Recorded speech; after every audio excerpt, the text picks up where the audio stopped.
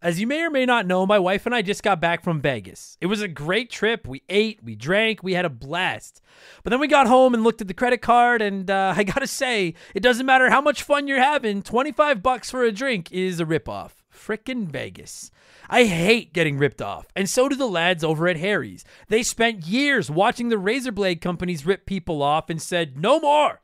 Not all heroes wear capes, my friends, and they want to prove that they're legit by offering you hot dogs a $13 trial set for just $3 at harrys.com/RTG. I've been telling you about them for months, and I'm genuinely proud to have Harry's as a sponsor of this show. I wasn't kidding. The plastic, futuristic-looking crap razors you get at the store are overpriced and they're poor quality. Harry's blades are crisp, clean, and classy. They're the kind of razor you'd expect your grandpa to have on his bathroom counter. And most importantly, they work. Shave after shave, they're so smooth, they're precise. I used to go through the crappy store blades all the time, but Harry's are built to last. And they're not just better quality than the other names, they're more affordable. And they deliver. Just set your schedule, and for as little as $2, new blades, shaving creams, lotions, everything you need, right to your door when you need it. I genuinely cannot think of a reason not to try Harry's.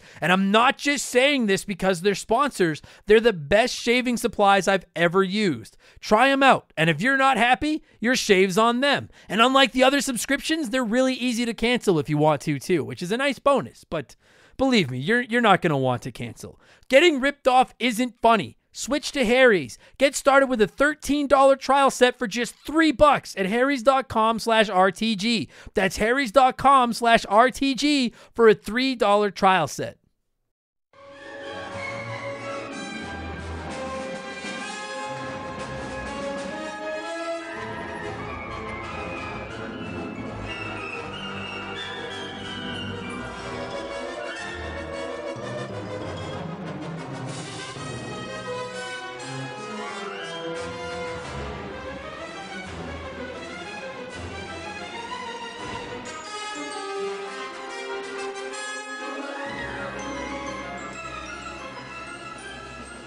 What's up, everybody? Welcome back to Remember the Game. It is my retro gaming podcast where every week a buddy of mine and I sit down and we geek out about the games we played back in the day. My name is Adam Blank. Thank you so much for listening to the show. And this week it is episode 221, and it's one of our prestigious Patreon poll winning episodes where I play a game I've never really played before that you nerds keep asking us to cover. And to be honest, I'm a little bit behind on these. About 2 months back now, blamed stand-up comedy making me go on the road and tell jokes and all that kind of stuff. But at August's Patreon poll-winning game, not their poll-winning episode, their poll-winning game was Star Wars Episode 1 Racer, and well, it took me longer than I wanted to. I finally bought it, I finally played it, I finally found a friend who's also played it, and we finally sat down and talked about it for a while with intention of releasing our conversation on the internet. So I snagged it for the Nintendo 64, I played it on original Nintendo 64 hardware, and a couple of things here, okay, because this episode has been making me just a little bit anxious. I did not see a single Star Wars movie until the pandemic, when I finally watched them all. So my knowledge of Star Wars is existent, but very, very minimal. My opinion of the Nintendo 64 is that I have nostalgic ties to it, but it'll never be my favorite console. And as far as the 64 controller goes, well, I mislike it very much. So to sum this up here, we're reviewing a game that a lot of people grew up loving about a franchise I don't know a ton about on a console that I don't feel has aged particularly well with a controller that I can't fucking stand. This has all the makings of a Castlevania Symphony of the Night or Sonic Adventure 2 episode, which if you haven't listened yet, go back and find those in the archives. I didn't care for either of those games and have taken a lot of shit for it over the years. But there's one exception, one difference between Star Wars Episode 1 Racer and those other two games. I actually quite like this game. I'm not good at it. I certainly can't beat it. And I guarantee I'll say a name or something wrong and trigger all of you hardcore Star Wars fans. But I like this game. My guest this week is the Anakin to my Obi-Wan. See, I fucking know what I'm doing a little bit. Former Remember the Game Hall of Famer Mark McHugh. And we were all over the fucking map this week talking about the light side and the dark side of Star Wars Episode 1 Racer. And we'll get there in just a minute because speaking of the dark side, it's time for another edition of the Remember the Game infamous intro. Dun, dun, dun, dun, dun, dun, dun. And yes, for the record, I am 100% Team Darkside. If you're new to the podcast, welcome aboard. Consider this your warning. Our infamous intros are infamous, and they're kind of long, but they're fun. They're really good. They're like the first circuit of races in this game. There's just a lot of crashing and haggling with a crusty old man. They're pretty chill, so I think you should listen to it and enjoy it, but if you do want to skip it, you're just here for Star Wars, go about 30 minutes up the road, and you'll hear the music, and we'll get into the Star Wars talk. I do have to get my plugs out of the way. It's how I keep the bills on. I try to make it entertaining and as quick as possible. We have merchandise, hoodies, t-shirts, coffee mugs, posters, all kinds of stuff, rocking incredible art drawn by my man Joe from 4545creative.com. You can find all of that at rememberthegamepodcast.com if you're interested. It is a phenomenal way to support the show and a couple of starving artists. And of course, if you don't like clothes, you can always just support us on Patreon. It's about the best deal in the history of the universe. For just $2 a month, you get 2 additional podcasts every week. Every fucking week. You get exclusive access to my gaming news show, Game Patch, every Friday, where I look at all the biggest news in modern video games. I add in my opinions and sprinkle some profanity and stuff in there. And Expansion Pass goes live every Thursday, and it's a different show every week. We do game rankings. We look back at particular characters and consoles. There's some comedy episodes in there. There's a ton of spoiler-free modern game reviews over there. This past week on Expansion Pass, our topic was up to our patrons, and scary games dominated the poll, as it was the last episode to go live before Halloween. So I actually counted down the games I've played that scared me the most. And as is becoming tradition during the intro, here is a sneak peek of last week's episode of Expansion Pass, the 10 scariest games that I've ever played.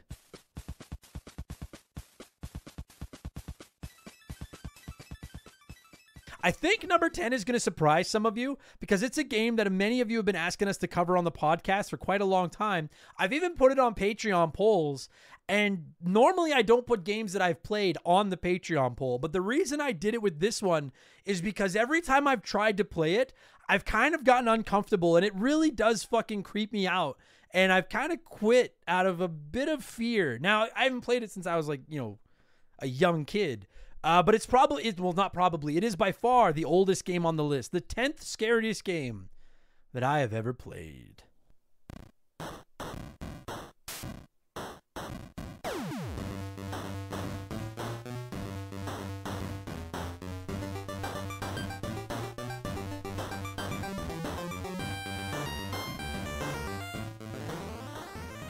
I don't know how much music in this episode you guys are going to recognize either, because it's an awful lot of like just creepy dead songs. That isn't one of them. It's Maniac Mansion for the NES, for PC, for just about everything.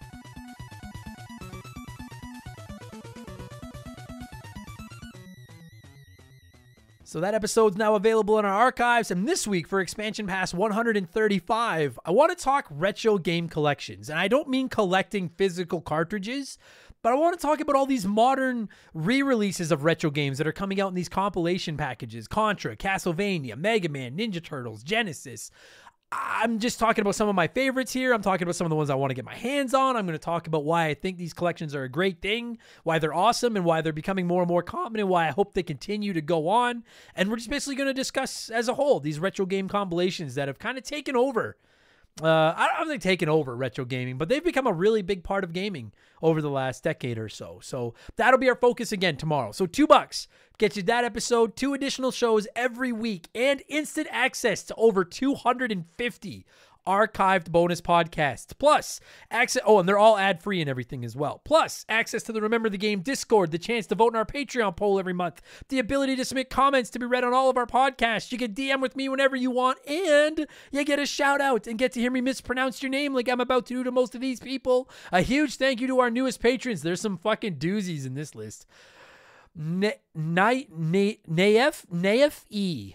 I think I fucked that one up already. I'm sorry. Naef E. J Business. Alexander Payment. I'm sure I fucked that one up too. Sorry, Alex. The Big Deal. Ryan Donahue. Bob Sacamano. I love that poll. Dr. Nightmare 23. Joshua Aguirre.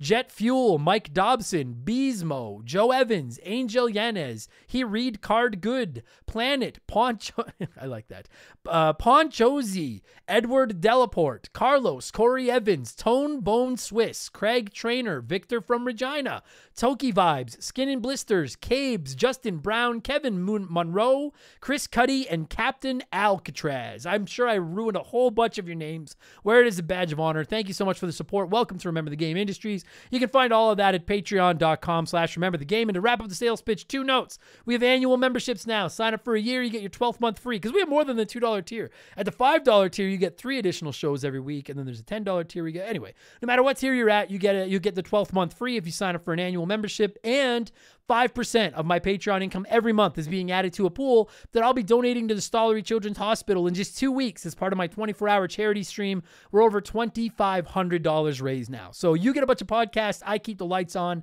and we help some kids. It's fucking wins all around. And don't forget, my 24-hour charity stream, my 3rd annual 24-hour stream will be going November 12th through November 13th, and I plan on posting an FAQ and some more info about that at rememberthegamepodcast.com in the next day or so. Hopefully by the time this episode goes live, but I don't know if that's going to happen. But it'll be up soon, and then I'll post about it. And finally, you can find me over on Twitch, which is where I'll be doing my 24-hour stream. I'm going to be on there a lot this week because my girlfriend's out of town, and I have nothing to do but play video games. Twitch.tv/memberthegame. Never any pressure to sub or anything. You can just come by and tell me I suck and why I'm wrong, and I don't care. It's fun. It's lots of fun. So there you go. That's enough blowing myself. Let's blow some of you by blowing in some cartridges. It is our opening segment here on the show. I read a few comments and questions from our Patreons, usually gaming related, but not always. And we call this segment Blowing in the Cartridge. He blows all right. He blows big time. That's it, honey. Get into the spirit. Let's blow. Our first blower this week is Tim Tiani, who wrote in and said, yo, proud multiple-time blower here. Yeah, I said it. I love it. Question. Do you still save the lists of the runner-up games from old Patreon polls? If so, do you have a top 10 to 15 runner-ups you think you want to crush through for the podcast? Possibly an expansion pass? I know you have a huge backlog, plus the modern games you like to review. I just didn't know if any of the almost made it games are in your list of things to play. Thanks for the laughs, dude. Hope all is well. All is well, Tim. I hope all is well with you as well. That's a lot of wells. I do. So I actually screenshot the Patreon poll every month and keep track of it. And I do see the games. We've had a couple of games that have almost won. Metal Gear Solid has almost won it like fucking 3 times now. There's a couple other games. I do keep track of them. They are games that I consider going to when I'm looking for something to play. We actually, to celebrate the 2-year anniversary of our Patreon polls, we ran one earlier this year where I took a runner-up from each of the first 24 polls and put it into another giant poll. And actually, Metal Gear Solid 3 came on second in that one, too. It lost to Fable, which we reviewed on the show. So, I don't know if I do have a couple episodes of Expansion Pass dedicated to, like, my backlog, the games that I haven't played yet that I want to play the most, things like that. So, I do have some episodes where I talk about that kind of stuff. But I don't know if I would say there's anything definitively that I really have to get to that has won a Patreon poll yet. I honestly, dude, chances are if a game makes a Patreon poll, with the exception of the odd month where I run a poll full of duds, and then every January I run an RPG poll, because otherwise fucking, if I wanted to, I could run an RPG poll every month. I just can't handle that many RPGs. Outside of the RPG poll and the month where it's all duds, I'm interested in playing just about every game that ends up on the polls to various degrees. So I don't know if I've got a definitive list, but I do keep track of them. And chances are if a game has made it onto a Patreon poll but not won it, I still want to play it and review it on the show at some point. So I hope that is a crappy but sufficient answer to your question, Tim. Thanks for writing in. George W. Cush wrote in and said, hi, Adam. Hope you're having a good week. I'd like to support your comedy side if I get the chance eventually. I like your humor, and I would gladly go see one of your comedy shows. Do you happen to pass by Montreal on any of your tours? I know it's on the other side of Canada. So I've actually never performed in Montreal. I've never performed east of Ontario. I don't know which of these cities is furthest east, Toronto, Ottawa, or Kingston, but whichever one of those is furthest east, that's the furthest I've ever gone. I think it's Ottawa. I don't know my Ontario geography at all. But I'm a huge Montreal Canadiens fan, and I always said I wouldn't go to Montreal until comedy got me there, but I don't know if comedy's ever going to get me there now, because I get asked this question a lot, like, are you ever going to be in this town or this town? And I'm grateful to everyone that asked. Thank you. It's humbling that anybody would be interested in seeing my shitty comedy. Outside of Canada, if you're listening to this and you're outside of Canada, there's a very good chance I will never perform comedy in your town, because I just don't do enough of it to travel for it. I'm not going to get booked to do I'm not a big enough draw to get booked anywhere outside of North America, and I can't work anywhere in the States without a work visa, which is a very expensive process. As far as in Canada, I would never say never about Montreal, but I don't have any contacts there. I don't see myself perform. I don't do a lot of clubs. Actually, on my comedy website, I'm going to be taking down the upcoming shows link because I never use it. Now that I'm spending so much of my time on the podcast, most of my comedy bookings are private shows. I don't do a lot of the club weekends anymore.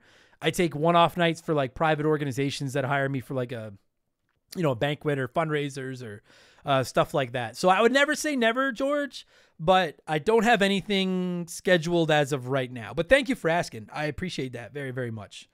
Really, I do. And do not hold me to this, anybody, but we're kicking tires on doing another online show next year. We're kicking tires. Don't hold me to that. But a lot of people have been asking me for it. We might do one more online show next year. And no, online shows fucking suck, but it's the only way for me to perform for anybody outside of Alberta most of the time.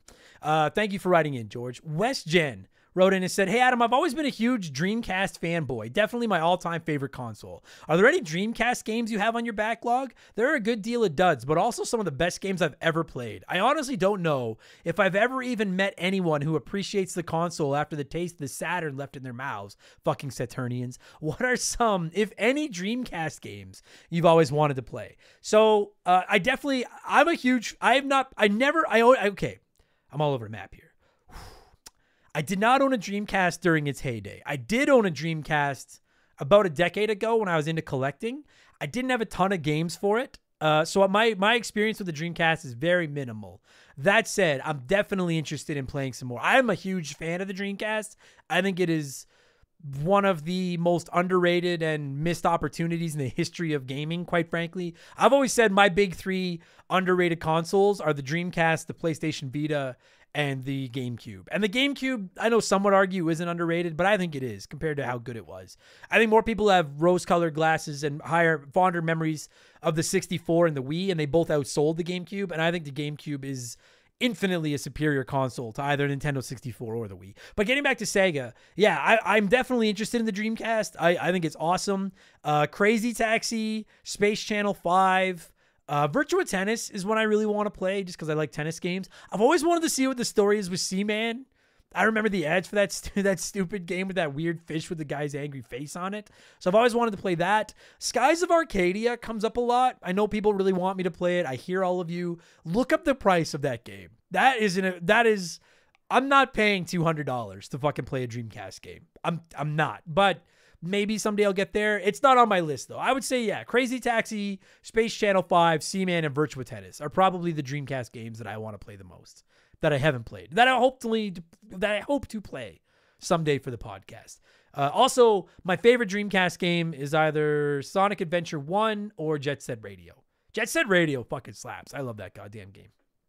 Thanks, West Jen, for writing in. Planet said, "Hey, man, I have a question. During rants or just talking in general, do you move or wave your hands? My brother pointed it out to me as I was explaining what to do playing Overcooked, and I've been self-conscious about it ever since." It's funny you say that, Planet, because my girlfriend is a hand talker, and I make fun of her for it all the time, and she gets very mad. I didn't used to be like that, but I am now. I think it's the comedian in me. When I'm on stage, I want to just, make anything I'm saying pop and hit harder. Literally, as I just said pop and hit harder, I made two fists and punched the air while I'm sitting here talking. So I didn't used to be a hand talker, but comedy has made me into one. Embrace your hand talking heritage and just laugh at the boring people that talk with their hands in their pockets because they fucking suck.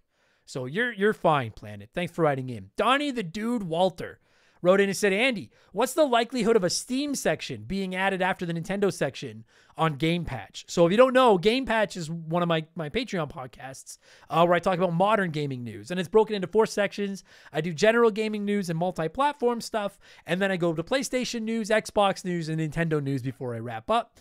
To answer your question, Donnie, what's the likelihood of a Steam section being added? I would say very, very, very little. No offense to anyone on Steam or all you PC Master Race nerds. It's just, I've made it abundant. I just do not know anything about the PC world at all. I don't like to play games on my PC. I play like one a year on there. I do cover the odd big Steam story, particularly when it comes to the Steam Deck in the general gaming news and the multi-platform stuff. And someday I will pick up a Steam Deck. And if I ever do and I really get into it, then maybe I'll tack a little bit on. But I don't want to waste your time and talk about shit I know even less about than the stuff I do talk about. And Steam falls into that category. I just don't know anything about PC. So I don't think I think there are a lot of podcasts out there that would do it better justice than I ever would. if that makes sense. Donnie, thank you for writing in, buddy. Victor from Regina. I love Regina. I've had some good shows in Regina. I've gotten very drunk in your town a couple of times. Victor from Regina wrote in and said, "Hey, Adam, first-time commentator here and honest about that claim. Unlike those other snake oil commentators, I believe you. I signed up for your Patreon today after discovering Remember the Game on Spotify a couple weeks ago and becoming absolutely hooked on your podcast. It gets bonus points when I realized you're in Edmonton, as I'm always down to support fellow Canadians. But what sealed the deal was listening to your Shadow of the Colossus podcast. That game is one of my top games of all time and by far one of the most memorable games I ever played. It brought me such joy hearing your passion and energy as you experienced the magic of that game for the first time. It truly brought me back to my feelings when playing it back in the day. My question for you is around the topic of co-op. I don't know if you're aware of this, but the initial test demo for Shadow of the Colossus was pitched as a co-op game where multiple people climbed and defeated the monsters at the same time. I know you're primarily a single game player, but is there any single player game you've played where you wish there was a co-op option? For me, I always wanted a traditional Mega Man game where you could play as Mega Man and Proto Man at the same time. Even if it would break it, I think it would be fun." You know what? Actually, Victor, I do have two the single player games that I wish had better multiplayer options or co-op options. But I will say the Mega Man idea is fucking awesome.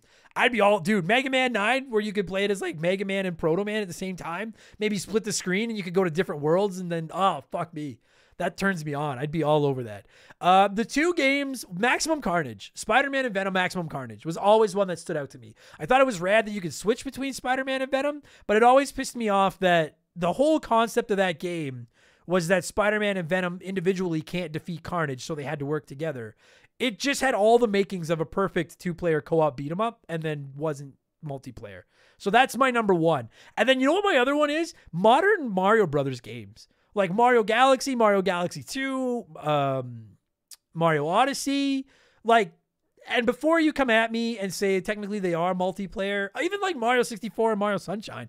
Like, I know that in Mario Galaxy, second player can use the fucking Wiimote and pick up star bits or whatever. Trust me, because my nephew Ben made me do it a lot when that game came out. But I just want classic, even if you have to take turns again. Why the fuck is Luigi not second player in these games? I don't get it. Like, even if they can't be on the screen at the same time, why can't they be where like you get a star or you do a mission and then second player is Luigi does one? And then they run around the open world and then go to the different world. That's always bothered me. So I would say those are the two. Spider-Man Maximum Carnage, Spider-Man and Venom Maximum Carnage.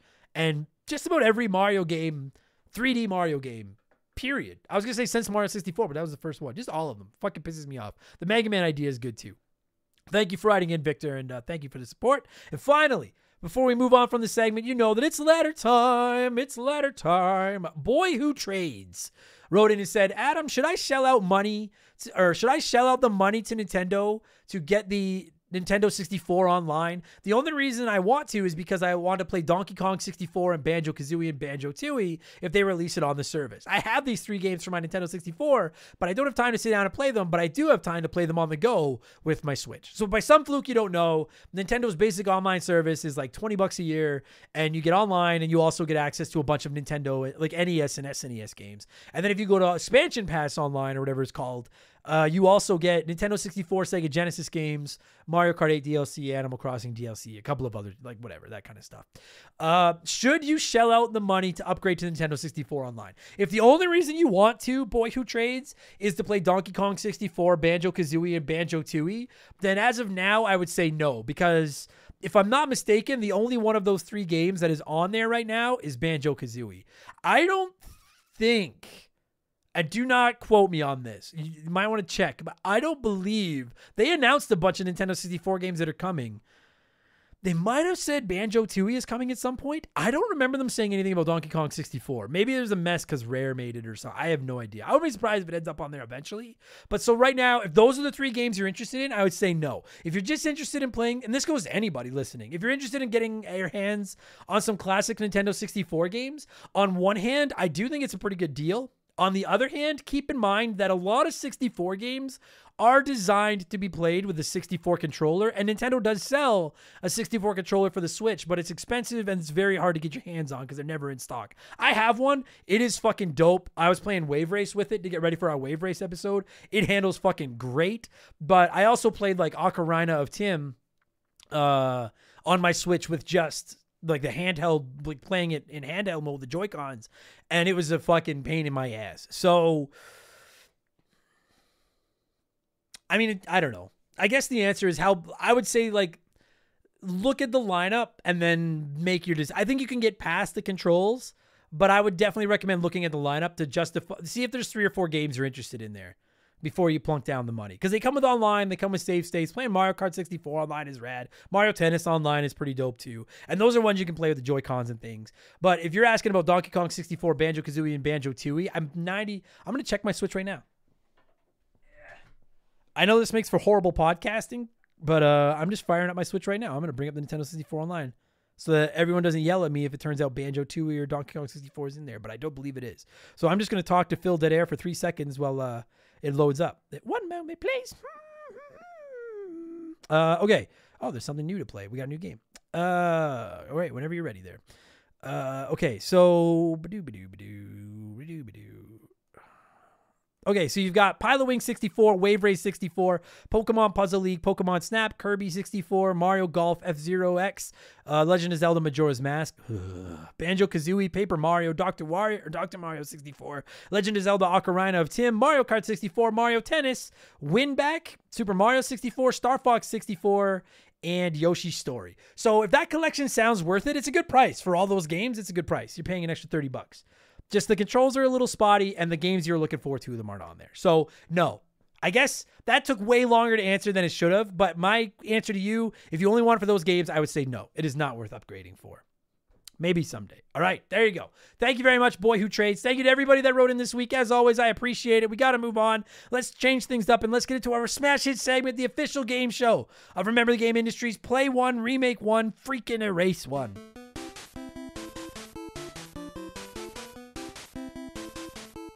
And a huge thank you to Classic Concentration from the NES for unknowingly providing us with the theme music for the show. The rules are simple. Every week, I give our listeners 3 retro video games. They can play one as it was released, remake one as a modern game, and the third is erased from time forever. And as always, there are no wrong answers, but there is a right one. We'll get to that in just a second. This week, obviously, we're talking Star Wars. I went with 3 classic Star Wars games. We have Star Wars Shadows of the Empire, Super Star Wars, and Star Wars Rogue Squadron. And 33% of our patrons said they would play Rogue Squadron, remake Shadows of the Empire, erase Super Star Wars, which I will tell you right now, not what I would do. So let's see what a few had to say here, and then I'll tell you what the right answer was. Dylan Flora said, play Super Star Wars. This was one of the few games my dad would play with me when I was a kid, so I would keep it exactly as it is. It's difficult, but very satisfying to beat. Remake Rogue Squadron. I never played this growing up, so just giving it a fresh coat of paint and letting me see what all the hype was about would be great. Erase Shadows. I have tried to play through this game several times and would always end up getting bored and playing something more enjoyable instead. Very cool concept, but poorly executed in my opinion. Now, I'm going to be honest. I don't have a ton to add to any of your comments this week. I have not played any of these games. Other than the order that I would go in, I don't have a ton to add, but I like the logic, Dylan. Keep the game you've got nostalgic ties to, clean up the one that you haven't played, get rid of the one you played but didn't like. That is the perfect answer. A-, Dylan, A-, just because it's not the order that I would have gone in. Wait, is it? No, it isn't. Tone Bone Swiss said, definitely would play Rogue Squadron because it still plays fine as is and holds heavy nostalgic value to me. Remake Shadows because playing it on the wonky Nintendo 64 controller doesn't seem practical, so a remake would do it some good. And erase Super Star Wars into the 7th circle of hell because fuck Super Star Wars. I can't yell at you because I haven't played Super Star Wars, and I can actually agree with you because I think playing just about anything on the wonky Nintendo 64 controller isn't practical. If I had the option, I would remake every goddamn game on the 64 just so I don't have to use that fucking controller anymore. So, all right, fair enough, Tone Bone. I got on board with that. Dakota Guy said, I would play Shadows because I never have, and I'd like to experience the way it was originally intended. I would remake Super Star Wars because I love that game as a kid, and I'd love to see a remastered version of it on the Switch. And I'll erase Rogue Squadron simply because between it and Super Star Wars, I like Super Star Wars better, and I wouldn't want to miss out on Shadows in case it is the better game of the two. Oh, yeah, okay, I get it. I was like, what the fuck are you talking about? But you're erasing Rogue Squadron. I thought you were erasing Shadows, pardon me. So, yeah, see, you're all fucking coming with sound logic this week. Keep the one that you haven't played, remake the one that you liked and would like to see it cleaned up, and then erase one that you're just not that interested. All right, fuck yeah. 3 for 3. We have one answer left, and if we get through Retro Crouton and I don't get angry, fuck yeah, we made it. Nobody jerked me around this week. Retro Crouton wrote in and said, first time playing and commentating. or commenting, pardon me. I would play Rogue Squadron as it is. I would remake Shadows of the Empire because it was my absolute favorite Star Wars game on the 64, even though I can never get past the desert jetpack level, and I'd love to see it remade with tighter controls and a shiny coat of paint. Unfortunately, that means Super Star Wars has to go, but no hard feelings, as I don't remember ever passing the second level. Dude, I've heard that Super Star Wars game is really tough. It's on PS Plus, on the new PS Plus tiers. I actually have it on my PS5 right now. I really want to play it at some point because I love fucking Super Nintendo games. Well done. Well done to all of you. Well done, Retro Crouton, Dakota Guy, Tone Bone Swiss, and Dylan Flora for not fucking making me angry. Unfortunately, you were all wrong in the orders, but that's fine. Nobody's right all the time, except I guess I am, but it's because it's my show and I have the power to say I'm right. I'm siding with the runner-up this week. 22% of you went the way I did, including Spiro the Hero, who wrote in and said, play Super Star Wars since that whole series is charming with lots of gameplay variety, including upgradable blaster fire, lightsaber combat, vehicle levels, etc. Remake Shadows of the Empire because Nintendo was obsessed with only putting stupid vehicle-based Star Wars games on their consoles forever, with very few exceptions, and I don't know about you, but when I look for a freaking Star Wars game, I want to shoot stuff and swing a lightsaber. Space stuff should be an added bonus. And then erase Rogue Squadron because screw your vehicle games. There's so many of these things, and you can get rid of the whole series, and I still wouldn't care. Later games like Battlefront do the space combat far better without wasting an entire game focusing on it. Now, I haven't played any. The only Star Wars games I've played are Episode 1 Racer and KOTOR. Those are the only ones. So I can't yell at any other games, but I agree with the exact same order that Spiro went in. I'm going to play Super Star Wars because it's an SNES game, and I'll be motherfucked if I'm erasing an SNES game for a Nintendo 64 game without playing them and making like, fuck that. Fuck that. I can't. I'm not getting rid of a Super Nintendo game I haven't played for a 64 game I haven't played. No. Fuck no. So that leaves me to remake a 64 game and erase a Super 64 game. And I'm going to remake Shadows of the Empire because just frankly what it's about interests me a lot more than Rogue Squadron does. I'm going to erase Rogue Squadron because I don't particularly like flying space shooting games. I imagine it's a little bit Star Foxy and I don't like those games. So I'm going to just erase it because I don't want to fucking play it. And there you go. That's sound logic. That's it. Thank you everyone that wrote in to play one, remake one, erase one this week. What have I been playing over the last 7 days? And then we're going to get into Star Wars Episode 1 Racer. I have actually been playing Star Wars Episode 1. I'll tell you all about that in a minute when we get to the episode. I've also been playing PGA Tour 2K23 and Mario and Rabbids Sparks of Hope. I'm really enjoying both of them. I definitely plan to do expansion pass reviews of both of them once I've got a little bit more time into them, but I'm really having fun with both of them. I'm playing a mystery retro game that is often requested for a future episode of the podcast, but I shan't tell you what it is. And then I tried Ogre Battle March of the Black Queen for an episode of the show. And for any of you that are excited about it and wanted that episode, I'm sorry. Unfortunately, I think that game is going to go the same way as Suikoden 2. I don't think they're bad games, but they're two games that I have picked up, tried to play to get into for the show. I just don't get it. I hate real-time strategy most of the time, and I hate large party management. And I know Suikoden is not a real-time strategy, but it is large party management, and this one is as well. And they're just not for me. And I'll never listen. I have no problem with reviewing a game I don't like, but I don't want to put out a review that I think just sucks because I couldn't get into the game and I only got like an hour in. And I think that's what's going to happen with these. So unfortunately, I think Ogre Battle is going to end up on the probably never going to happen list. So I'm sorry to anyone that wanted. I tried. Not a bad game at all. Just not my flavor. That's all. So that's what I've been playing. Let's talk Star Wars Episode 1 Racer. That's why you're here. As always, I'd like to give you nerds a chance to sound off on the game we're talking about before my guest and I hog the microphone. Mac Daddy ×4 wrote in and said, another Nintendo 64 game that did racing better than Mario Kart. The best part of this game is that it actually made you feel like you're racing at hundreds of miles an hour. And the shortcuts are so high risk, high reward. If you mess one up, you are not winning that race. I agree with the second part, and I'm not winning most of these races anyway. I suck at this game. I don't know if I'd agree that it does racing better than Mario Kart, but I think they're very different. And Mark and I get into that a little bit. I personally just prefer games like Mario Kart, Diddy Kong Racing to games like this. But I like games like this more than like Gran Turismo and stuff like that. I definitely agree with you that it nails the feeling of racing at hundreds of miles an hour. Which for fucking hardware that's like 20 some years old, that's pretty impressive. Like, it still feels great today playing it. It really does. Bucky Duck said, yes, I was so happy this game won the poll. It's finally time. I played the shit out of this in middle school and all the way through college. I love doing the races as winner take all so I could get all the best parts for my pod. The courses were great too. Some familiar places and some that went beyond the movies. I still can't figure out why the pod racers slide on the ice on Ando Prime. Thanks for covering this game. Ichu Ta Slimo. I'm sure that's a Star Wars thing that I don't understand. But dude, I definitely agree. Why the fuck do they slide on the ice when they're not on the ice? That bothered me a lot too. I fucking agree with that. Pat P said the only true way to play this game is with dual controller code. Plug a controller into the first and third ports after typing in the code. It's the only way to accurately play it on the 64. Otherwise, play the arcade pod racer. A couple of you wrote in about that. I talked about it on the show, but I'm going to warn you right now. I only have one controller, and I wasn't buying a second one just to experience. Frankly, that sounds like hell. Maybe it's fun, but I hate the Nintendo 64 controller. Playing it with two just sounds like death. So I did not try it, but I've heard that it's a pretty funky option. GC Freak wrote in and said, my favorite part is listening to Watto. That dude is funny as fuck. I agree. GC, why nobody buy? I can't, like, that voice hurts my throat. But what do you do? You're buying and not buying. It's just like, I love that guy. Agreed. And Matt Dye Draws is going to wrap us up and kick us off here. He says, I loved this game as a kid, but I seem to remember crashing my pod racer so often I couldn't afford to fix it, and it was too damaged and slow to win any races, so I was just kind of stuck. I guess it's less of a criticism about the game and more just saying that I sucked at it. You want to talk about sucking at it? Wait till you get into this episode with Mark McHugh and I right now, because I like this game a lot, but I suck all kinds of ass when it comes to fucking Star Wars Episode 1 Racer. And I'm going to tell you about it right now with my boy Mark McHugh. I'll cue up some music. And when it stops, Mark and I are going to take you back to May 18th of 1999 and talk about Star Wars Episode 1 Racer on the Nintendo 64. Enjoy the podcast, everybody. Let's go. This show is sponsored by BetterHelp.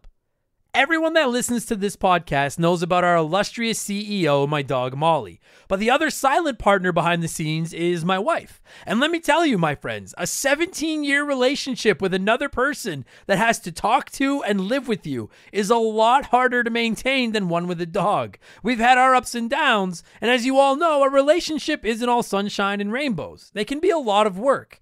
You get out what you put in when it comes to relationships, and talking to a therapist can be a fantastic way to put in some work. They can help you work through your issues, learn to communicate better, and even just provide you with an ear to bend when you need it.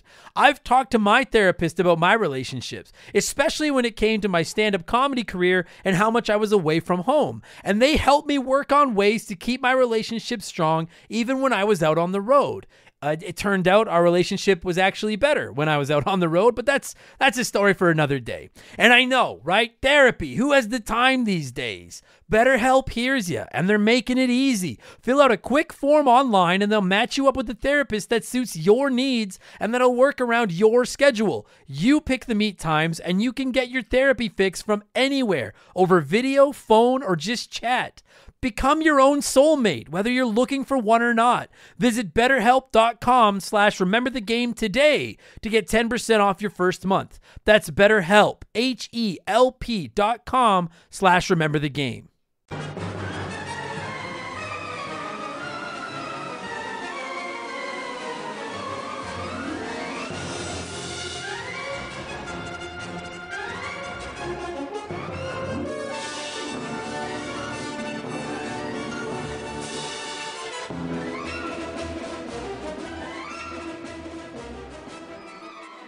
All right, so as I said during the intro, I'm a little nervous about this episode. I don't love racing games. I don't love the Nintendo 64, and I don't know anything about Star Wars. I've seen all these movies one time. So I've been nervous about this episode for fucking 2 months now. So then I decided, well, I need to go out and find the nerdiest fucking person I know to be my guest, to help carry me through this episode. And I think you all know exactly who that guest is. It's my boy, Mark McHugh. How's it hanging? 2 weeks in a row you've been on the podcast. It's been a while since we had a back-to-back with one guest. It has been. Yeah. And so you said you've seen all of them once. Yes. Which was your favorite?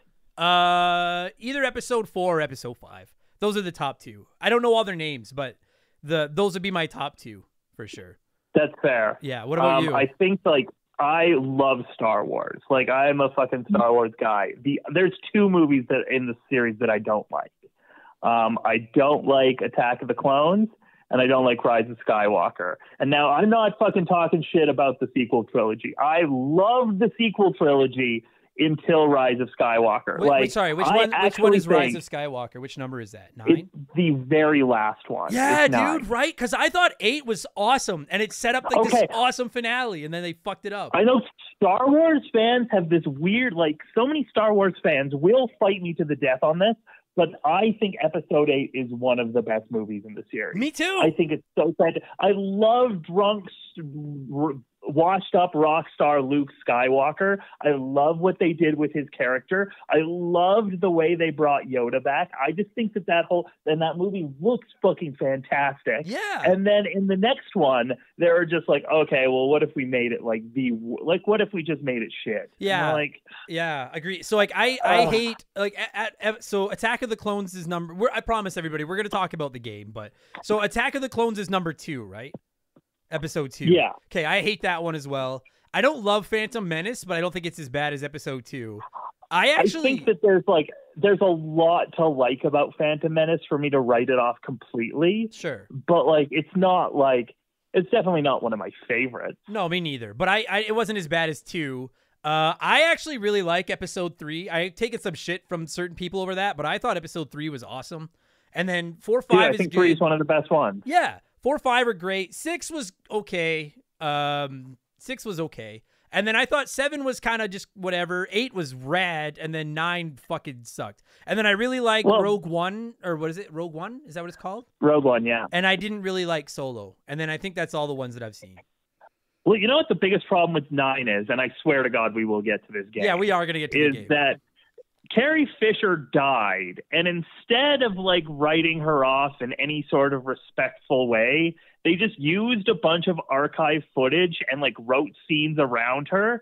So she just had this bland, generic dialogue like, yes, I totally agree, and then they would do this thing where they'd be like, oh, Princess Leia or General Organa, who's totally standing right over there, said this earlier. And it's like, for fuck's sake, like, don't do this, man. That was like when they tried to finish the Radioactive Man movie without Milhouse.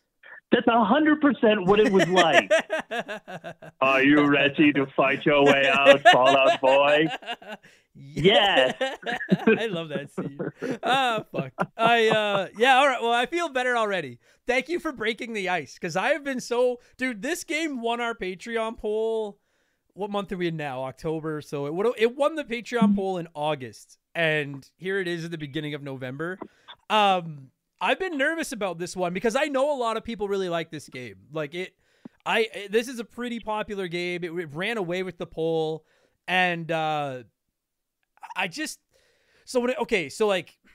it comes to racing games, I just want to, sorry, Mark, like I don't mean to hog the mic here, but I get asked to cover a lot of like Gran Turismo and Forza and stuff like that. I just want to like make sure I set the record straight for everybody. I just really don't enjoy racing games. I love kart racers, Crash Team Racing, Mario Kart, Diddy Kong Racing was fucking sick. Like I like kart racing games. I don't particularly like the more simulation-y racing games, like a Gran Turismo, like Forza, those types of games.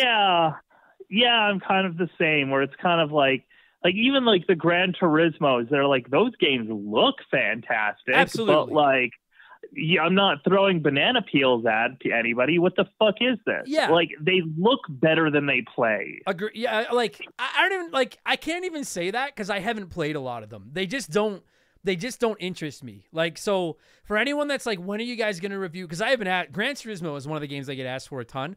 Truth be told, everybody, I just saying, like, I don't know if we'll ever review it because I just don't think I could do it justice. It's just one of those games. It's just a genre I'm not interested in. I think it'd make for a bad podcast, to be honest. So this one, like, I was torn because I was like, I mean, it's not a kart racer, but I love F-Zero. And I was like, this kind of looks like F-Zero, but with Star Wars. But then it's also on the Nintendo 64. And I have I know it's on everything. I played it on the Nintendo 64. And I've made it abundantly clear I do not like the Nintendo 64 controller. I still feel that way after playing this. And then add in the fact that, like, I'm not dumb. Everybody knows that Star Wars fans are fucking... you guys are crazy. Like, I like Star Wars, but you guys, they're fucking, that is a passionate fan base. And I was like, I have a feeling this could make for a terrible episode. But I worked really hard. I played this game like a motherfucker for weeks. I still can't beat it. But I definitely have a lot to say about it. I like it. I don't know if I love it. I think now, okay, so I'm gonna shut up in a second and give the mic to you. But I playing this for the first time in 2022, I was surprised at how well it held up. But I still think nostalgia really helps this game. Like, did you play it? You must have played it growing up. You must have. I didn't. I never owned this game, but we rented this game a few times. Okay. And yeah, it was fun when we rented it. And like playing it this week, I was like, oh yeah, this is really good. This is really good. I was blown away by how good the game looked. But like, it is kind of like a Forza where it's like this game looks better than it plays. Yeah. I mean, yeah, like, oh boy, this is gonna be one of those ones where I'm gonna take shit. Listen, this is not Sonic Adventure 2. This is not Castlevania Symphony of the Night. I don't hate this game. I actually frankly, I'm just not very good at it. I liked it. I just think I don't know what I was expecting going in because it is so like the people that like this game fucking love this game. I just read a bunch of their comments. I really do think nostalgia plays a role in how much people like this game, but for a Nintendo 64 game that is what got to be coming up on 25 years old, it held up. I was it came out in 1999, so what's that? 23 years. It's still playable. Oh, wow. Yeah, it's still playable today. Frankly, you know what? I'll kick the conversation officially off by saying that like, of all the Nintendo 64 games that I have played for this podcast, this one has aged better than most, quite frankly. Yeah, that's the thing. Like, it's one of those things where it's like the draw distance isn't particularly great, but there were so many times when I would just like, you would find like little Easter eggs in the background. You're like, oh, fuck, that's smart. That's cool. Yeah, but like you mentioned the draw distance, and that's the first thing. So like I guess if by some fluke you've never played this game, it's pod racing. It's like that was like the coolest thing about Star Wars Episode 1 was the fucking racing scenes. And that's what this whole game is just the racing. And it's so tough, man. I gotta say, one of the things I struggle with on this podcast is reviewing old games that I'm playing for the first time, particularly the Nintendo 64 and PlayStation 1, because, like, of course they haven't aged all that well. They were like the first generation of these 3D games. I do think it's fun, but you're right. Some of the draw distance and where I struggled, and this is both a good thing and a bad thing. I promise there's a lot of good. But where I struggled in this game was anytime I wasn't on a course. Like when you're on like a fucking course where there's walls on both sides and it's obvious to tell where the track is and where you're supposed to be, it was awesome. But when I would get into some of these fucking tracks where I was racing through like a giant dirt field or whatever, like on a planet, I found myself sometimes getting confused and not being able to tell like if I was even on, like where the fuck am I supposed to be going? And it's got that map and you're trying to glance at that map, but as the game goes on, that fucking map goes from like a basic layout to all these tracks that overlap and hook around each other and stuff. And it's impossible to tell where I'm supposed to be going. Do you know what I mean? Yeah, like they were maybe a bit too ambitious with the level design. And like that's not necessarily a bad thing and like did offer like a good level of challenge. But I hear what you're saying in that like eventually you're just like, I don't know where the fuck I'm supposed to, like I don't know what I'm doing here. Yeah, like I wasn't frustrated by the difficulty of the tracks because that's the other thing. Fucking playing through this game, the first couple of like cups or whatever you want to call it, the circuits, whatever, like they're really easy. And I was thinking there's no way this whole game is this simple. Cause I was like, I fucking got first place on all of the first tracks, like within 2 attempts. Like I was like cakewalking through it. I'm like, this game has to ratchet it up. But it feels like all of a sudden there's this crazy difficulty spike, and we'll get into that. But where I found it hard was like I struggled on easier course layouts that were outdoors where I couldn't tell where the fuck I was supposed to go. I struggled with those more than some of the more complex tracks with hairpin turns where there were walls and I knew where the track was, like where I was supposed to be at all times. Do you know does that make sense? Yeah, like it wasn't always 100% clear where you're supposed to go. And then once you like But like once you do like a track a few times, you're like, oh, okay, well, now I have to go this way and then this way, and then okay, Yeah. this kind of makes sense. But those first few times, it's like, man, this is like Mario Kart. This is not. No, but as a counter to that, because you're right, I agree. Like, this game expects you to play these tracks over and over and kind of learn them in and out. And it was frustrating when I couldn't figure out where the fuck I was supposed to go. But on the flip side of that coin, I think the single best thing this game does is, as much as I love F-Zero, and F-Zero is built around racing really fast, it doesn't always feel like you're going really, really fast. Like, it's telling me that I'm going fast, but I'm like, am I? Or are you just using like an artificial speedometer and I'm just playing a racing game? This game, it says you're going really fast, and like, I think it's the single best thing about this game. I'm like, dude, for a game that's 23 years old, that's on the fucking Nintendo 64, they nailed it. You feel like you are going fucking fast. Like, and that's probably why like the draw distance was so shitty. Sure. But it was like I was still impressed by like, man, this game like fucking goes hard for like the N64. Holy fuck. I was floored. I was like, again, like, I'll be honest with you, I haven't played a lot of F-Zero on the Nintendo 64, but I'm willing to bet this game does F-Zero better than F-Zero does. Like, this game, it's so tense. Like, you cannot for like a second glance down at your phone. I was trying to play it while I was watching football, and then I got to the point where I was like, I cannot look up at the football game for a second while I'm playing this, because you feel like it is like one mistake. And dude, do you remember Cool Runnings? And yeah, I can't remember the name of the guy they make the captain of the team, but like John Candy's giving him the speech about how he needs to know like every turn on that track and all that. Like, that's how I felt.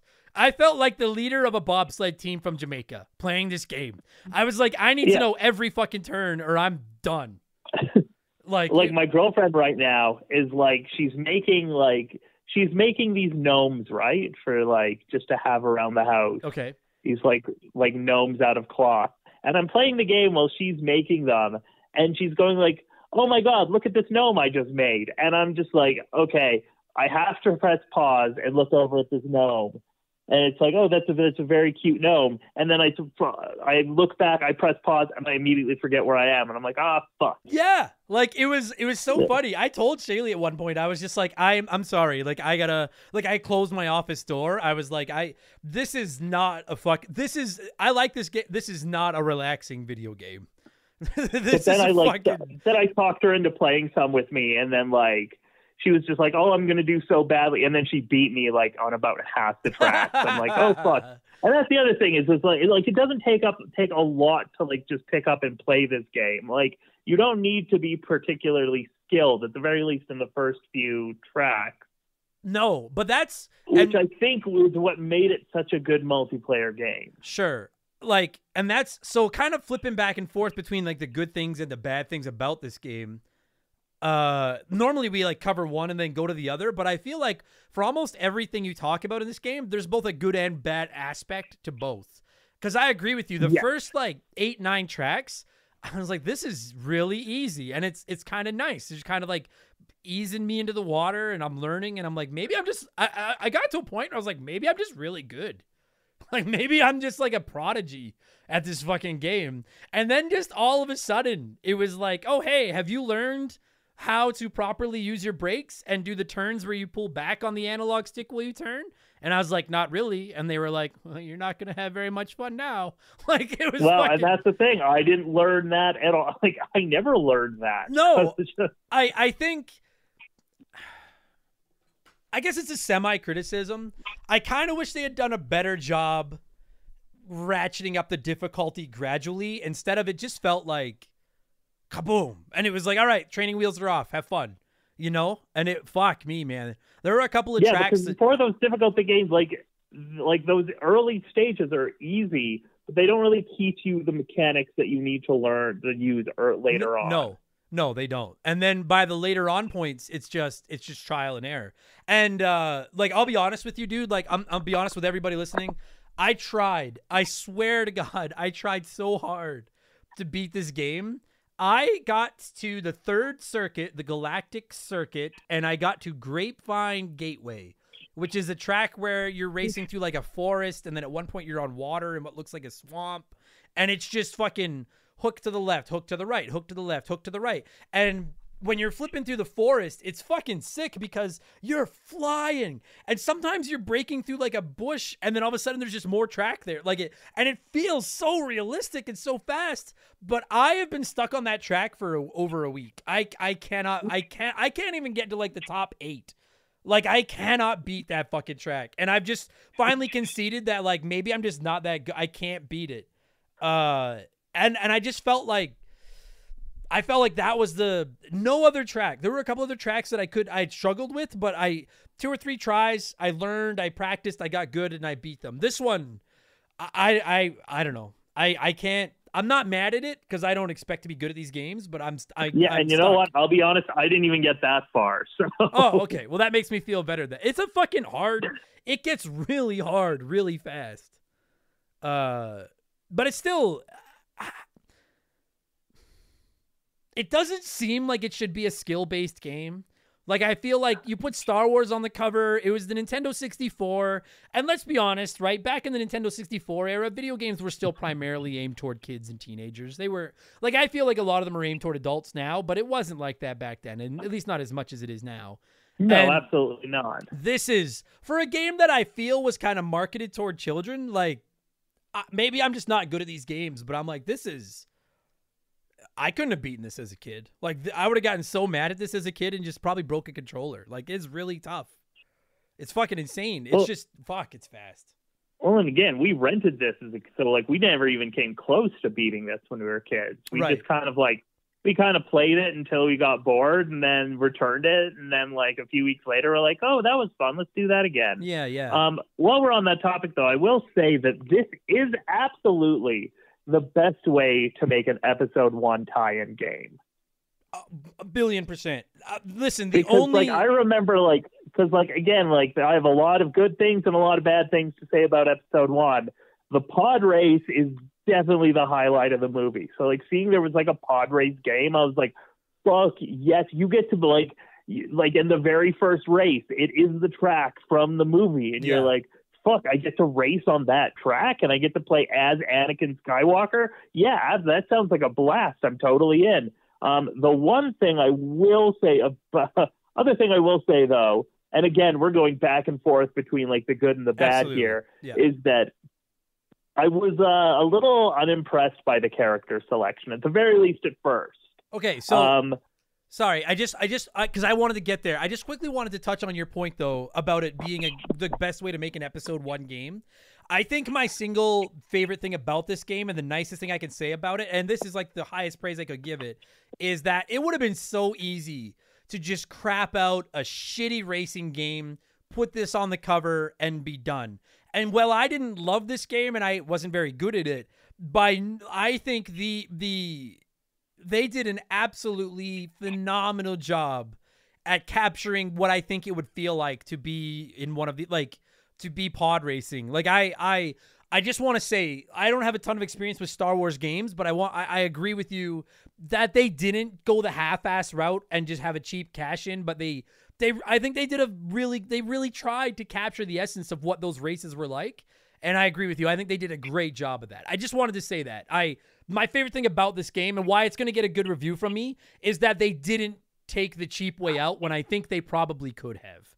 Do you know what I mean? Well, and they made the game look good, and they made it sound so good. Like, there's, like, the music from the movies. Like, you'll hear, like, the classic Star Wars theme, or you'll hear, like, Duel of Fates, and you'll be like, fuck yes, this feels like you're in the movie, and like they're going through like all of the locations that they visited in the movie, and it's fucking amazing. Yeah, it just drives me crazy that the music only plays on the 3rd lap. Like, and at least on the 64 version it did. And I was playing it and I'm like, I kind of like that there's no music because it makes it really tense, and then I like that it picks up for the 3rd lap, but I was like, you couldn't give me something? Like, it's just 2 laps of voice acting and then my ship constantly exploding. And then in the 3rd, because I suck. And then in the 3rd lap, the music would kick in.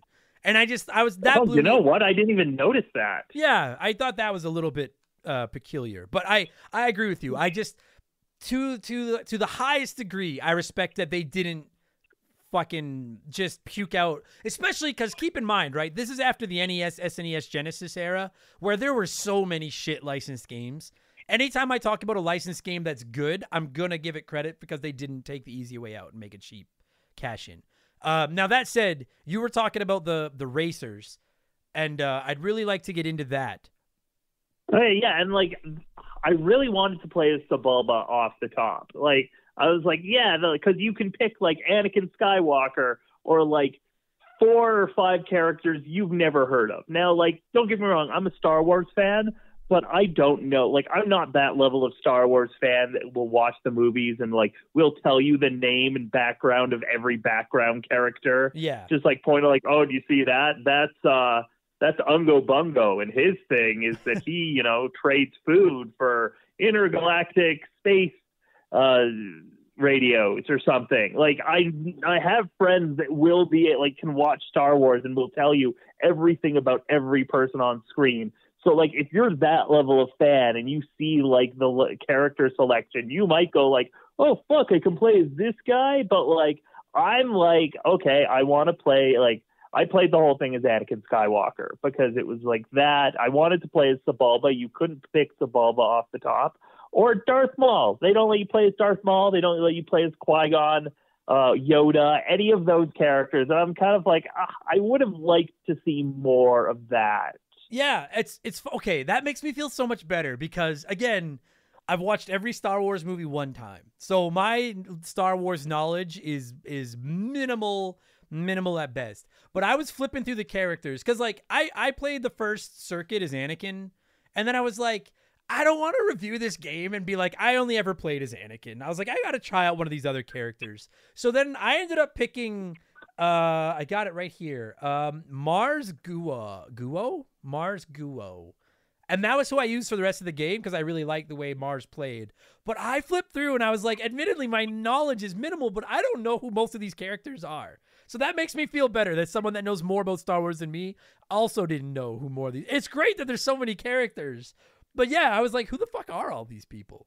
And I get that it's episode 1, so you can't have like Luke and Leia and Hans. And like, I understand all that. But yeah, you're right. Like somebody else that we recognize. Like, but like thinking about the people that were in episode 1, like you could have had Yoda as a racer. You could have had Samuel Jackson's character playing a racer. Sure. Yeah, it was just... You could have Mace Windu. You could have had, like... there were so many people, like... So many characters you could have had. Yeah. You could have had, like, the Emperor. You could have had, like... But, like, it was just kind of like, oh, no, these were the characters that were in the race in the movie. And It's like, okay, cool. If you're a mega fan, that probably will satisfy you. But, like, me as somebody who just is, like, again, loves Star Wars, couldn't tell you the background of every character. I would have liked to see Yoda as a character. And, like, you know what? Maybe I didn't play long enough to unlock Yoda as a character. Maybe he's in there. I don't know. But, like, would have liked to see, like, a bit more fan service. Agreed, yeah. And, like, listen, I'll be honest, like, that is a very minor criticism from me because I wouldn't have known most of these characters anyways. Like, I knew Anakin, I knew the shopkeeper, which we're going to get into because he's fucking awesome. But I didn't know most of the aliens you were racing with to begin with, so it wasn't like a, you know, ride or die thing for me. It is awesome. Like, I would assume, like you said you played as Anakin, I would assume that most kids that got this game back when it came out were going to play as Anakin anyways, right?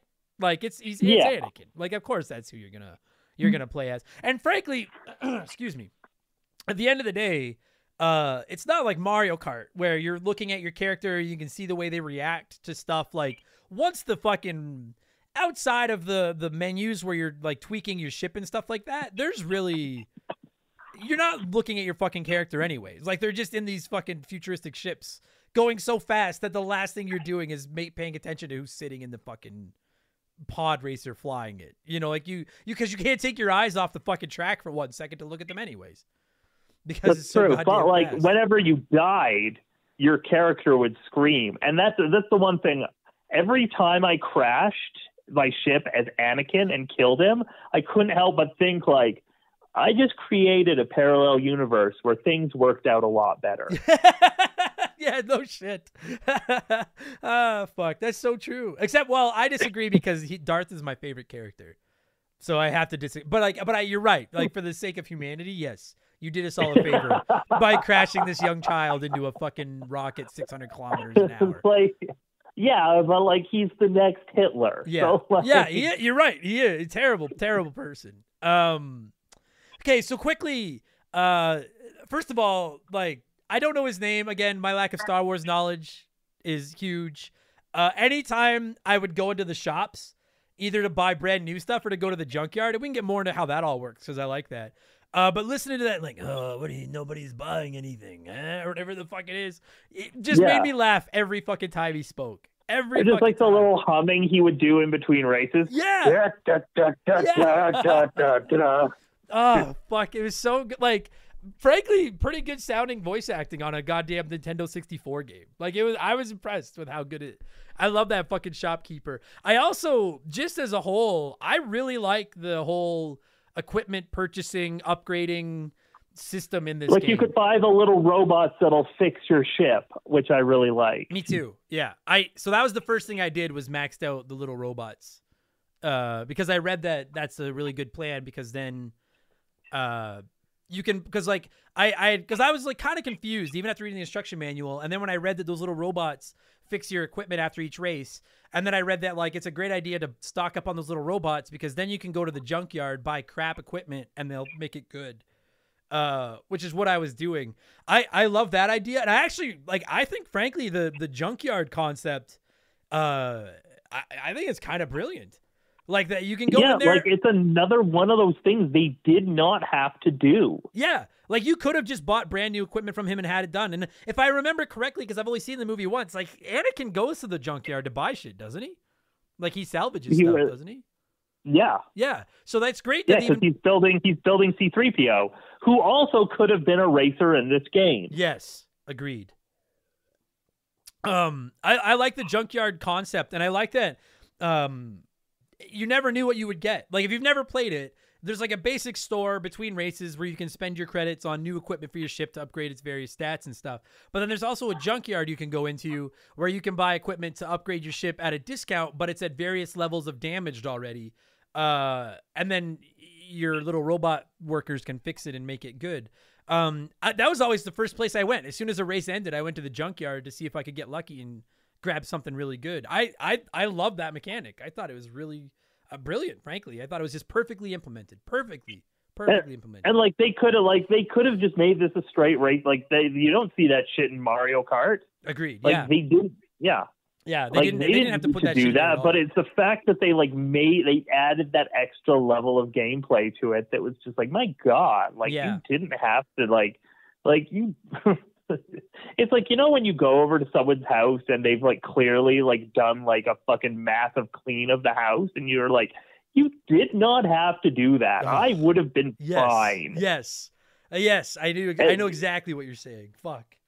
That's what this whole game felt like. It was like, we expected so little of you, Episode 1 Racer. You were a movie tie-in to like a pretty mid-level Star Wars movie. Like, you didn't have to go this hard, but we appreciate that you did. Yeah, that's really well said. You're right. That's what it boils down to, is like I said, this game would have sold like gangbusters even if they hadn't even tried. And they really fucking tried, and it was impressive. Another thing I like about it is I really feel like in some of these games, you know, your carts have like stats, like their acceleration and their top speed and stuff like that. And it kind of feels like it matters, but it kind of doesn't. This one, it really feels like it matters. And I'll be honest, like, and I don't think this is what was fucking me. I had been putting so much money into trying to repair my ship or upgrade my ship. I had pretty high ratings in everything except my cooling. And the cooling didn't matter because the cooling was only there for when you use your turbo thrusters. And I wasn't good enough to use my turbo thrusters for more than like 2 or 3 seconds at a time. Oh my God, neither was I. So I never even bothered upgrading those. But things like my acceleration, my turning, my top speed, I upgraded all those. And yeah, that kind of segues into the actual like gameplay and the racing itself. Dude. Okay, quickly, I gotta ask. I never once... Apparently, you can use 2 Nintendo 64 controllers by yourself. and hold them in each hand, and then the 2 analog sticks work as like your 2 like thrusters on the ship. For anyone that's like, did you ever try? I did not try it because I only have one Nintendo 64 controller. I think it sounds. I've never heard of this. It sounds like a cool gimmick, but I hate the Nintendo 64 controller. The idea of using 2 at once sounds like a living hell. So I never tried it. I've never heard of that until just now, but like that's cool that you can do that if you want, but I wouldn't do that. That sounds sounds like a nightmare. Yeah, it sounds fucking terrible. So anyone that's like, did you try it? No, I only have one controller. I did not try it. But so I love the way the turbo works, where you have to hold up on the analog stick until you fill that little like charging meter in the corner, and then as soon as it hits tops, you let go of the analog stick for you let go of like the gas for half a second or something, hit the button and then hit the gas again. And it, like, I don't remember how to do it now. I don't have the controller in my hands, but like, it's a little bit of a process and I don't always stick it. Sometimes I can't get it to work when I want it to, but it really feels like you're driving. I actually thought it was really well implemented. Instead of just like being able to hit like Z to make it go, like the fact that you have to like almost like shift this thing up, hold it, and then like ka-chunk to get it to go felt really cool. Do you know what I mean? Well, and it felt very organic for like the type of material, like the type of like engines you would have realistically been dealing with in that environment. It's like, yeah, like it made it feel like it was just that extra level of detail that made it feel a little bit more real. Totally. I actually love that concept of how it works. The problem with it was just 99% of the time I wasn't good enough to use my turbo for more than like 2 seconds. So like me neither. I like you. I sucked at this game. Yeah, but like the only time I could use it was when I'd hit. There's one track, you come around like a right hand turn, and then there's a whole bunch of like palm trees, and then you're just flying through the desert for like 5 seconds. Do you know where? I don't know if you know what track I'm talking about. That was my favorite. That was my favorite place to use that fucking turbo, because I would like fly through those trees and then I'd use the fucking C buttons to make it go up on like a wing, which by the way, anytime you stick going through a narrow hallway by shifting up vertically and like, you feel like a goddamn pimp. It feels so cool. It feels so good, and it is worth it all of the times that you absolutely fail at trying to do that. And I failed at it so much. I'd either not get up on his side in time, or I would get up but then miss the fucking gap and crash into the wall or something anyways. And you're right. Like, I've heard little Anakin's death scream so many times. No! Yeah. It was funny though, because like I used to hear that and then I switched to playing as Mars, and then that little shit fucking would just like beak me and be like, get out of the way, fucking exhaust for brains or whatever. And I was just like, oh my God, I hate you so much, you fucking little orphan. I fucking hate you. God damn it. But yeah, when you're flying along, so like the turbo's rad, but I find it impossible to use unless I'm on a straight. Oh, dude. And that was the other thing. There were a few tracks where you'd hit like a jump and you didn't have to be using your turbo, but it made it a lot easier to make over this jump if you use your turbo.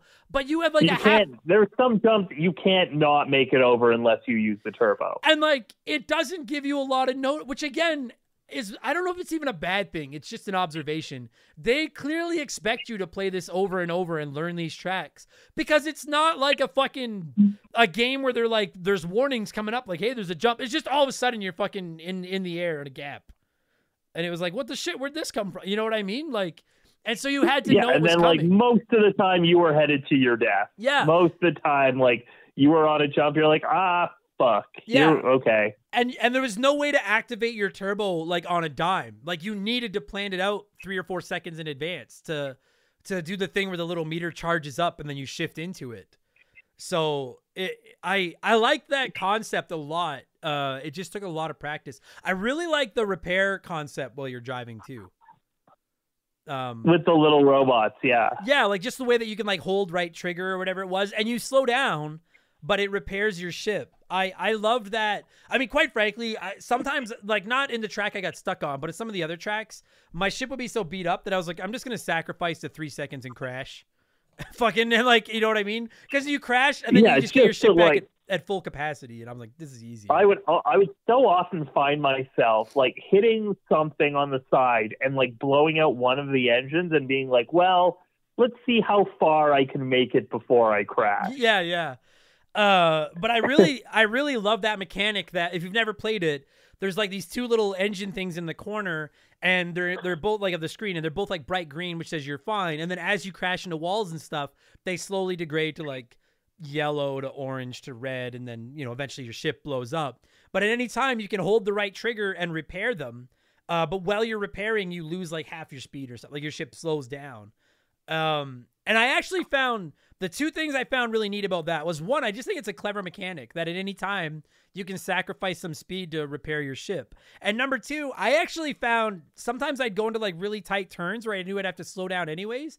That was the perfect chance for me to get a quick repair in. Because I was like, yeah, something like that would be a good use of that. Other than that, it's like, as you said, it's like, do I want to go half the speed, or just like, am I just going to crash into something head on, take the 3 seconds, and then keep going? Yeah, and then just reload and go. Yeah, exactly. Yeah. And like most of the time I'd be crashing head on to something anyway. So like, yeah, it's like that one track, like that you go down like that hallway full of like asteroids. Oh, where it's like zero gravity or like almost. I fucking zero gravity, and you have to dodge all of these asteroids that always would hit one of them. I didn't find that I was hitting the asteroids too much, but I crashed on the fucking landing a bunch. And I was just like, how the fuck? I didn't even do anything. Like, I would turbo through there, and then I would fucking come out and crash. And I was like, I don't even know what the fuck I did. Like, how? Okay. Fucking whatever. I actually found, and I was a little surprised by this, I actually got a little bit motion sick a couple of times playing this game. Like, not really nauseous, but a little bit, No, I can see how that would happen. Especially when you're in the hallways where it's almost like you're racing through like a chain link fence. Like those triangles, and they're just fucking flying by. And it really does feel like you're just motoring through this track. But I was like, dude, this is almost nauseating. Like, and I guess it does say something about the quality of of how this game looks, that like your brain is like, ooh, this looks kind of almost real. Totally. Yeah. And that's, again, like, I just, as we kind of get ready to kind of start slowly wrapping this thing down, I was really, really, I guess that's my two biggest takeaways about it are, they clearly didn't half-ass it, which I respect a lot. And boy, fuck me, did they capture the feeling of going fast. I don't know if I've ever played, like, the only racing game I can compare to this is maybe Crash Team Racing, because it gets really intense. It's really difficult. Or maybe playing like Mario Kart at like 200cc, where you're just like, I cannot take my eye off the prize for a second. And this was even worse, because you're like, the speed you're going at, you touch a wall and you can blow up in like a second. And I thought that was really, really well done, because I feel like that's how it would feel to actually be racing one of these fucking pod racers. They just make it so tense. And it felt like the race in the movie. Yeah. It was like the race in the movie, like it felt so fast and epic, and like, oh, the stakes were so high, and like all these dudes were crashing and dying all over the place, and the game really did capture that perfectly. 100%. Really well made. Oh, the one other thing I wanted to touch on quickly, you know what else I really loved was you had to finish in the top 4 of a race to move on to the next track. I loved that you could change how the prizes pay out based on how you feel. Like, you could make it winner take all, you could make it even, you could make it top heavy. And it, if you've never played it, like say the prize money is 2,000, whatever they're called in this game. You could make it. I didn't even play around with that. I didn't play around with that at all. It was dope. You can make it so like first place gets 2,000. You can make it to where maybe it goes like 800, 600, 400, 200. You can make it where it's like 1,000, fucking 500, 300, 200. Like you could gamble and make it high risk, high reward for first place if you wanted to. And the money really matters, because those upgrades, I don't know how you'd win some of those later races if you didn't win some money in the early races to upgrade your ship. I don't know how. Like, you need to have an upgraded racer in those later races or you're fucked. Man, I didn't know you could do that. I should go back and try that again. Yeah, it's so like in the early races, I was just making it winner takes all because I knew I was going to win, and I was just making fucking bank. Yeah. Whereas like in the early ones, you might be like, well, I might come in fourth this time. Yeah, exactly. Yeah. Oh, And that was the one other thing I wanted to touch on. I don't know if it's I guess it is a criticism, kind of. Dude, did you find it insane how you'd play a race where you could do the 3 laps in like 4 minutes, and then the next race, 1 lap was like 4 minutes long? Like no consistency to the length of the tracks at all. None. Absolutely. And like sometimes it'd be like, man, I feel like you'd look at the clock and it's like 2.5 minutes, and then it's like lap 2, and you're like, are you fucking kidding me? Like, yeah. This is a 7.5 minute race. Okay. And it would be so frustrating when you would lose a race that would take you like 9 minutes, because you're like, fuck me. Now I need to do that 9-minute fucking race all over again. You know what I mean? Like, oh my God. I guess it's a criticism. It's not a huge criticism, but I was floored at just how how much variety there was in just the length of fucking literally race by race. It wasn't like, oh, the higher circuits have longer tracks. It was just like, oh, this track is a 90-second lap. And then like the next track, you're going to need an hour to fucking finish this race. It was fucking wild. Yeah, just, I don't know. Okay, I'm glad that I wasn't the only one that noticed that. Just a fucking wild difference in how long the tracks are. But, man, I think, I know someone's going to yell at us for missing something, but like, like it's not like, it's like there's a lot to it, but like at the same time, I really don't think we missed anything. No, I don't either. And it was you're right. Like 99% of these podcasts, we kind of focus on the good or the bad, and then we flip the script and go to the other. But so many aspects of this game, I thought, had both a good and a bad aspect of it. And I don't know how much of that is just, this isn't my preferred genre of game. Me neither, really. Right. But like, I guess like looking back now that it's all kind of said and done, I didn't love it because it's not my preferred genre, but it's a very good game. Does that make sense? Like, it's not necessarily my game, but I don't see anything blatantly wrong with it either. No, not at all. Like I was actually I'll be honest, like quite impressed. Like I replayed GoldenEye 007 a little while back on my Nintendo 64 for a Let's Play. And I love GoldenEye 007 as much as the next person, but that game has aged like fucking milk. Like, it was rough. Whereas I'm playing this for the first time. We all remember it being this great like multiplayer experience, and it was like, and then you go back and play it now, and you're like, okay, well, games have gotten way better since then. Yeah. Whereas I'm playing this, and I'm like, if you're into like Star Wars and fast racing games, I think this is as playable right now as it was 23 years ago. Absolutely. Like, there was nothing wrong with how it played other than I suck at playing it. And that's not the game's fault. That's just my crappiness. So, I will say, like, so the only racing games I've played on the Nintendo 64 with any real length are Mario Kart, Diddy Kong, and this.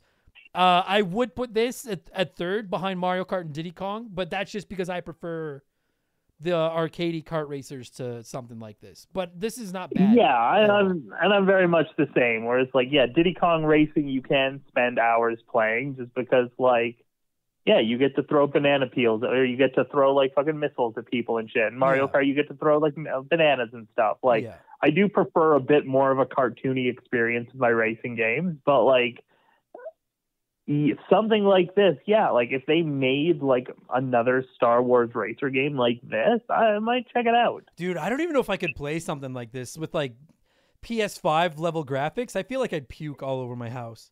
Like there were times playing this where I was like, oh man. Shaylee came in at one point and saw it. She was like, oh, this is making me dizzy. I was like, fucking tell me about it. Like, Jesus Christ. But I also feel like, again, I think part of that is because it's a testament to just how well they...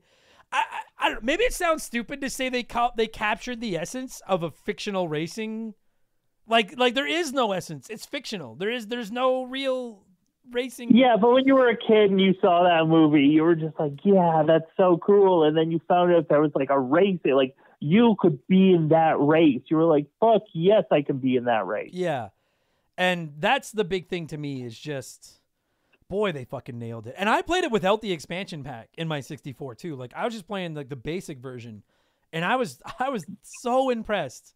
I was like, I'll be honest with you, like I didn't think the Nintendo 64 had this in it. If you showed me footage of this and then asked me what console it was on, I wouldn't have guessed the Nintendo 64. I didn't think the 64 could churn out something like this. I would say GameCube. I'd say GameCube at least. Yeah. You know, like, I mean, sure, like between races, they look kind of blocky and they look Nintendo 64-y, but Jesus, boy, does this game, it fucking flies. And, that was the other thing, as we are going to wrap this up, but, like, I had no slowdown. Like, there were no frame rate drops. It didn't chug, which I would have, frankly, even probably accepted. It just ran I didn't smooth. either, but I should mention that I was playing the re-release. Oh, okay. Well, but still, though, like... which I think is locked in at 60 frames a second. Okay. But, like, still. Yeah, but even, like, on the original 64, it ran really smooth. Like, just tip of my hat to the developers. This is a good game. 99% of the criticisms are just preference things. Like, there's nothing sitting here glaring that it's, like, a bad game by any stretch, you know? Yeah. All right. No, they did a great job with this one. Yeah. They went way harder than they had to. How the fuck do we score this thing? We could do it out of we could do it out of 9. Nine movies. Yeah, that's what I was thinking too. Do it out of 9. All right. So out of 9 episodes, because we won't count Solo and Rogue One. Those are the freak states. Of the 9 episodes, how many episodes would you give Star Wars Episode 1 Racer? I would say probably 7. I would say probably 7. It was a 6, but it didn't have to be it could have easily been a 6, but they brought it to a 7. Sure. All right. I got. You know what? I'm gonna give it an 8. I don't see anything wrong with it other than I'm just not very good and it's not my preferred type of game. But I'm not going to ding it for that. I'm playing it and I'm like, I'll go as far as to say that I think this is one of the better Nintendo 64 games I've ever played as far as the quality of the game. I just suck at it, but it's. Did you get to play it with anybody? No, I don't have any friends. Oh, okay. And I only have one controller and I don't have any friends. But I think if I'd had it, I think as a kid, because I didn't watch Star Wars as a kid, so I had no interest in this game. I think if I had played it as a kid, it would have been fine. I would have most certainly wanted. I think if I was going to play a multiplayer racer, I would have wanted to play Mario Kart. And that's its biggest problem I just prefer Mario Kart. That's all. So, and it's you can't compete with Mario Kart. No, you can't. But I was impressed, man. I really want to. I haven't played a ton of F-Zero on the 64, and it's on the Nintendo Switch Online, and I really want to get around to playing it. But I'm a little worried that it's going to seem crappy compared to this, because this, boy, Jesus, this is fast. This is a fast fucking game. Oh yeah. This is what I want F-Zero to be, and I'm not convinced it's gonna be. So, good for them. I think we're done, Mark. Fuck yeah, buddy. Thank you as always for spending your valuable free time playing old video games for the sake of my stupid podcast. I appreciate it. Dude, of course, not a problem.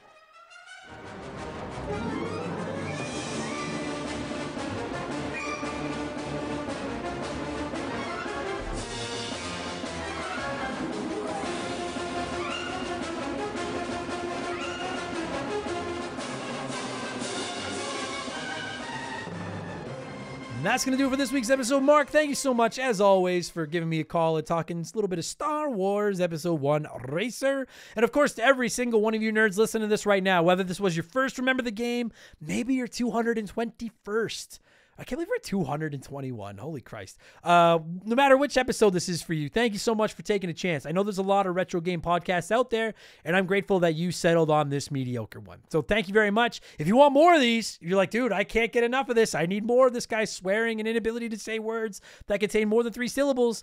Patreon.com/rememberthegame. Membership start at just $2 a month, and $2 a month gets you 2 extra shows a week and over 250 archived episodes. So you basically just got like a whole nother year of podcasts to listen to right there, sitting there waiting for you. And 5% of it is being donated to charity next weekend. November 12th to the 13th, 8 a.m. Mountain to 8 a.m. Mountain. I will be streaming video games for 24 straight hours to raise money for the Stollery Children's Hospital. Go to rememberthegamepodcast.com. If it's not up by the time this episode goes live, it'll be up shortly afterwards. I plan on posting a link there with an FAQ and some information and all that kind of stuff, containing all the details about my 24-hour stream. I'm very excited about it.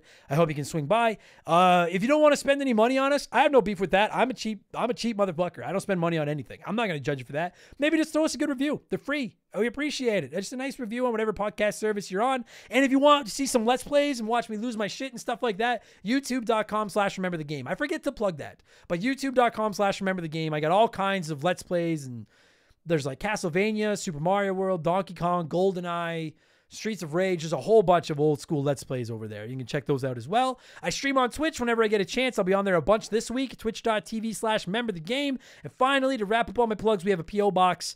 I don't know the address off the top of my head, but you can find the address at rememberthegamepodcast.com. Just shoot me something little, a letter, a card, something that lets me know where you're listening. I'll send you one back. We'll be friends. All right? That's going to do it for this week's episode, everybody. I will be back tomorrow for all of our Patreons with Expansion Pass 135, where we'll be talking about retro game collections, the compilation packages that are releasing seemingly every fucking week these days, and what are good, what are bad, and why I think they're good for the future of the hobby. I'll be back with Game Patch on Friday, where we'll look at all the biggest news in the world of video games. And then next week, it'll be Remember the Game number 222, which is... It's not a good episode. I'll tell you right now. It's maybe the worst episode. No, Shaq Fu's the worst episode we've ever done. Shaq Fu fucking sucked. We're talking Bubsy. I love that little cat. I love that little bastard so much. So if you like Bubsy, come by and listen. And if you hate Bubsy, come by and listen, because we're pretty hard on him. Well, we're nice to him at the same time. All right, but that's next week. This is now. I'm going to thank some Patreons and get the fuck out of here. Thanks for listening, everybody, and I'll talk to you on the next one. Cheers. Goodbye. Remember the Game is brought to you by our Patreons. I could not puke up all the content I churn out every week without all of your support. The following people are at the senior executive vice president level or higher at patreon.com/rememberthegame. And in exchange for their money, I'm contractually obligated to ramble through their names as quickly as possible. So a huge thank you to Makeshift Mallow, Magic Money, Joe Buck, Sharonic, Andre, Why Does Andy Hate Keeg So Much, James Clark, King Bahamut, Dave McGee, DNA Gaming, Slick Rick, Doug Dorn, Charlie Medeiros, Andrew Wright, Jordan, Fraser Burns, Lil Buddy Fufu 89, Angry Ticks, Dave Thompson, No One Cares, Aaron Lawson, Nathan Tremblay, A-Town, Morgan, Zane Donovan, Ryan Kinchin, Mike Maloney, G9PSX, Mercury 869, Wolfgang Darren, Sam Wright, Andy Hudson, Doogie, Wolf Magic 21, Johnny CCDC, Joel LeBlanc, Squints, Titan 420, Zonko 504, Russell Aldridge, Jeff Bergeron, Captain N, OT Plays Games, Daniel, Tunable Power, John Woodruff, Randy Barrage, Just a Fish, TP Pooper, Denzalo, Holmes, Zach Shepard, Chris Dickin, Matthew D'Amico, Frosty Feet 492, Triple, Chugger 22, Elijah Burns, Stephen Parnell, Ray Sen Wantonga, DBXJ, Jameer Williams, Steve Dalk, Bob, We Had a Baby, It's a Boy. I finally get that reference now too, by the way. I forgot about that commercial. That is funny. Mizuru, Nicholas Chaffee, David Marcus, Phil Lencher, Ruben Elizalde, Derek James, Riley Turvey, Jake Carter, Laces Out Dan, C-Spin, Thomas Smith, Nicola, Munch Makuchi, Leroy Westrich, Dark Squall, Jerry the 3D Printed Saustrich, Russell's last name I can't say, Evolva, Sean Ramos, DB Cooper, Stud Still Smash, Mojo the Helper Monkey, Brant Hewitt, Gabe, Dan Fusselman, Dan, I'm in my own head now. Dan Fuselman, Fuzzy99, Decoy Man, John Jameson, Wyatt the Surgeon Who's Not a Surgeon Row, Blaine the Hoagie Man, Scary Terry, Bucky Duck, Edridge FPB, Hagel Waffle, High Plains Drifter, Kayach, Jimothy, Joe Stone, Chris Williams, Oroku Saki's Gardener, Nicole Novak, Cody Richardson, General Fury, Dem Boys on the Roof, James Juan Francesco, John of the Adult Children Podcast, Matt Hamilton, Nomad, James Black, Drugs are bad, okay. Sam Carpenter, Nerdy Hybrid, Adam Fletcher, Colin Bollinger, Lucas, Joey Mercury, IR Jackal, Theron, Squeaknuts, Isaias, Timmy the Exuberant Turtle, Brian Neese, Christian Gabriel, Maverick Marty, Musty Beetle, Bud Lightyear, John M. Watkins, Beef Dingleberry, Michael Barjudana, Hitchy Poo, Arctic Fission, Romaldo Marquez, Connor McCann, Bulma Simp, Mark but not McHugh, Ashtech the Gaming Connoisseur, Trevor McKee, Quiet Place Queen, Cam Nelly 23, Zamatos, Skillaroonie, Angelo Leonardo, Lugnut, Scott Weiss, Oh My God It Froze, Bobby Litton, Brandon DeZiba, Fuck, I'm bad at this. Roger Russell, Kia Pup, Knife Goes In, Guts Come Out, Works For Me, McGrathen, Heman Demon, James Sanabria, Derek Cox, Dakota Guy, Alexander Camps, Toad Spit, Ryan Perry, Alex R, It's the Bigfoot, Graham, Itchy Nutsuro, Mr. Papa Giorgio, John Drew, Solomon Soto, Darth Skywalter, Denton Van Zan, West Jen, Nick Creature, Hatrick Swayze, Adam Martinet, Black Widow, Naef E, Tone Bone Swiss, and Kevin Monroe. Woo! That one stunk. I'll be better next week, maybe. 50-50 shot. Thanks a lot, everybody. You're the best. Purple Monkey Dishwasher.